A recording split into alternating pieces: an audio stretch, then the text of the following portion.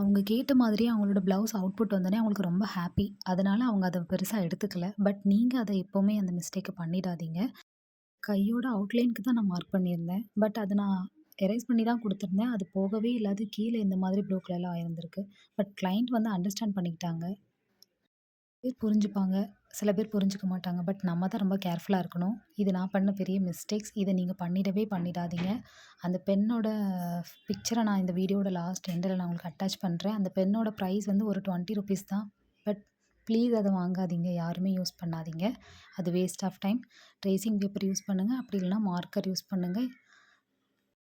Tracing paper, chalk piece இல்ல marker இந்த மாதிரி யூஸ் பண்ணுங்க. இத அவாய்ட் பண்ணிடுங்க. இந்த மாதிரி நீங்களும் ஏதாவது திங்ஸ் யூஸ் பண்ணி, பட் அது ஒர்க் அவுட் ஆகாம இருந்துச்சுன்னா, ஆரி ஒர்க்ஸ் ரிலேட்டடா இருந்துச்சு அப்படின்னா, நீங்க கண்டிப்பா கமெண்ட் பண்ணுங்க. நானும் அத தெரிஞ்சுக்குவேன். நெக்ஸ்ட் டைம் நானும் அத யூஸ் பண்ண மாட்டேன். எனக்கும் ஏதாவது தெரிஞ்சுச்சுன்னா, நானும் உங்களுக்கு கண்டிப்பா வீடியோஸ் அப்லோட் பண்ணுவேன். Client happy. So no problem.